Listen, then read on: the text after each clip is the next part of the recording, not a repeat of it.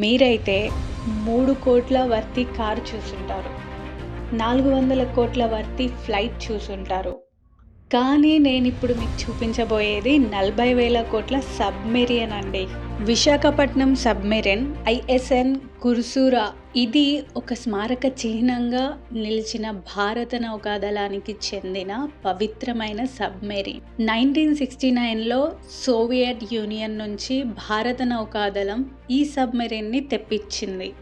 దాని నిర్మాణానికి అధునాతన టెక్నాలజీ వాడి సర్వత్రా సైనిక శక్తిని పెంచడానికి దీన్ని ఉపయోగించారు. 31 ఏళ్ల పాటు భారత నౌకాదళ సేవల్లో భాగంగా దీన్ని గౌరవంగా ఉపయోగించారు. ఇది 91 మీటర్ల పొడవు, 8 మీటర్ల వెడల్పు ఉంటుంది.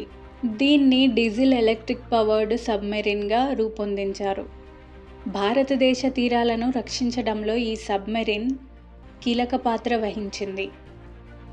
సముద్రంలో శత్రువుల నుంచి రక్షణగా నిలిచిన ఈ యుద్ధ నౌక అనేకమైన మిషన్లను పూర్తి చేసింది.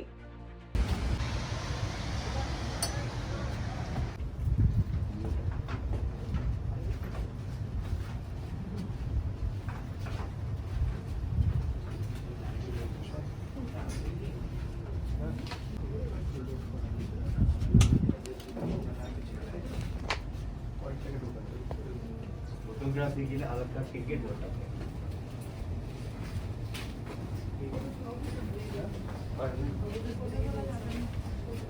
Breathing every third day in the midnight. The submarine that will be at any depth, it will go up to the 9 meters or whatever. Above 9 meters will be there. From there we will raise one pipe. The pipe will go above the water of 1/2 meter. Then we will exhale all the fall gases and take the fresh air. Every night. Every third day in the midnight. Third day. Yeah. Why? Because of midnight. Even that pipe also should not be visible to anyone. That's what in the midnight you do that. So once you do this process, that is sufficient for another 30.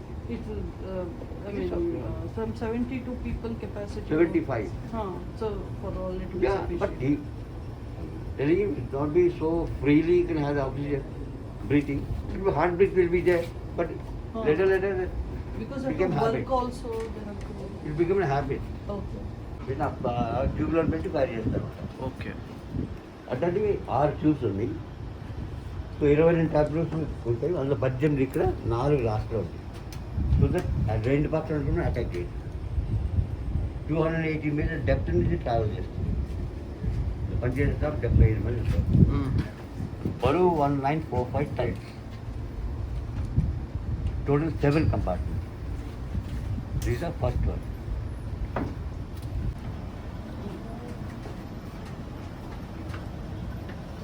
యుద్ధ సన్నాహాల్లో ప్రత్యేక ఆపరేషన్లలో భాగంగా విశేష విజయాలను సాధించింది. 2001లో ఈ సబ్‌మెరైన్ని ఆపరేషన్ల నుంచి తప్పించి రామకృష్ణ బీచ్లో స్థిరపరిచి మ్యూజియంగా మార్చారు. ఇది భారతదేశంలో మొదటి సబ్‌మెరైన్ మ్యూజియంగా గుర్తింపు పొందింది. ప్రస్తుతం ఈ మ్యూజియం విశాఖపట్నం పర్యాటక ఆకర్షణల్లో ఒకటిగా నిలిచింది.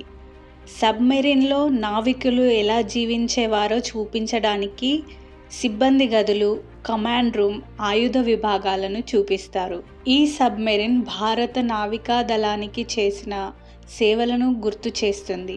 విశాఖపట్నం గర్వకారణం ఈ సబ్‌మెరైన్ మ్యూజియం. ఇది కేవలం మ్యూజియం మాత్రమే కాదు, భారతీయ నౌకాదళంలో ఒక చారిత్రాత్మకమైన అధ్యాయం. మీకు అవకాశం ఉంటే రామకృష్ణ బీచ్కు వెళ్ళి ఈ చారిత్రాత్మకమైన సబ్‌మెరైన్ను తప్పక చూడండి. 1971లో భారత పాకిస్తాన్ యుద్ధంలో కూడా ఇది సముద్ర మార్గంలో శత్రువుల కదలికలను నిరోధించడంలో సహాయపడింది. ఆ కాలంలో అత్యంత ఆధునిక డీజిల్ ఎలక్ట్రిక్ సబ్‌మెరైన్లలో ఒకటిగా గుర్తింపు పొందింది. సుమారు 75 మంది నావికులు మరియు ఆఫీసర్లు దీనిలో పనిచేసేవారు.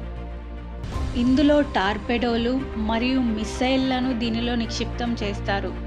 శత్రు నౌకలను నాశనం చేయడానికి వీటిని ఉంచుతారు దీంట్లో. సబ్‌మెరైన్ని తీరానికి తెచ్చేందుకు 6,000 టన్నుల క్రేన్ని ఉపయోగించారు.